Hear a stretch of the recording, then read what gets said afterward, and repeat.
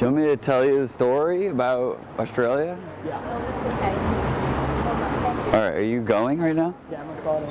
Okay.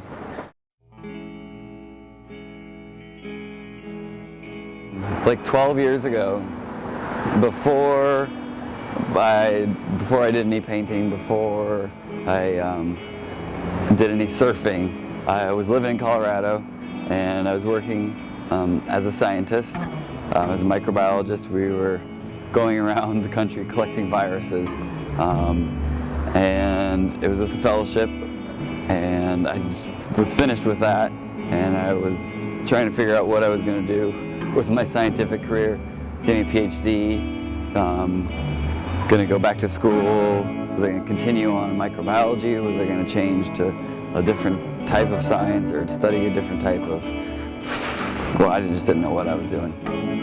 But I had a friend who had planned when he graduated college to go on a surf trip.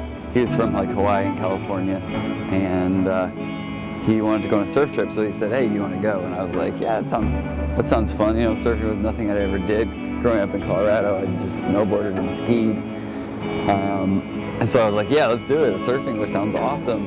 So we flew here and bought a car, Holden panel wagon, 1978.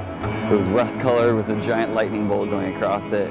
We named it Nebuchadnezzar, and we lived in it for like a year and a half, and learned to surf, and learned to appreciate literature, learned to draw. Every night I would just take out all the stuff that was in my pockets, and I would draw it. And throughout the year and a half that I was gone, the drawings just started getting slowly better and better and better. And yeah, so basically that was 12 years ago when I was here, and I came here, and everything that I did once I got here has become my entire life in the last 12 years. So surfing and painting have kind of like taken over, whereas science sort of fell away, and obviously skiing and snowboarding fell away. So yeah, coming back here was like a really big deal for me, because it was a place that completely changed my life. You know, the stuff that I discovered then is kind of like all I'm doing now, and was sort of the reason I was here, was because of that stuff.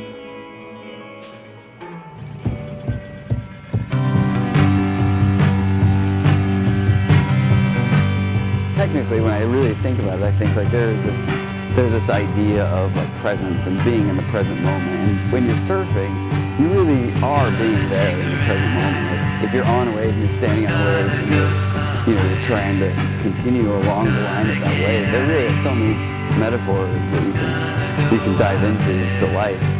But in the end, I really think it's just fun. It's just a beautiful, fun, exhilarating feeling. And like, I don't know, it's kind of the ultimate for me. Just can't get enough of it.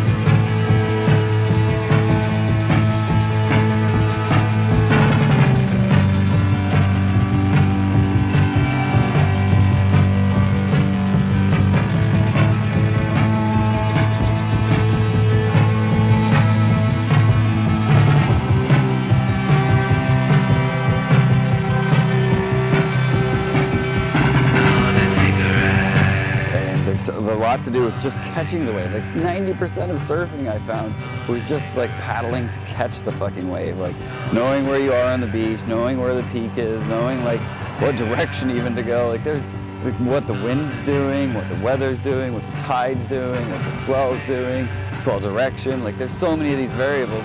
When you get everything to come together for like a really good barrel or something like that, it is so exceedingly rare that like, you know, it's vanishingly rare.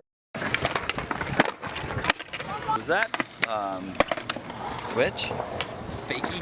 Fakey? Oh, whoa.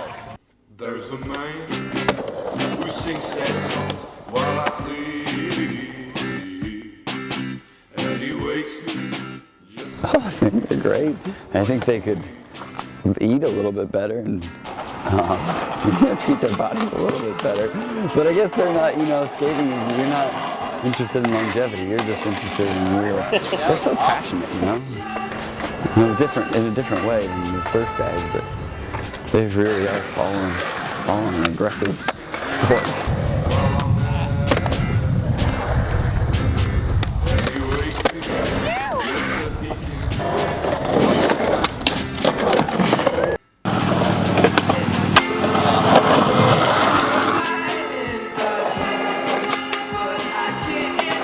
It's really intense.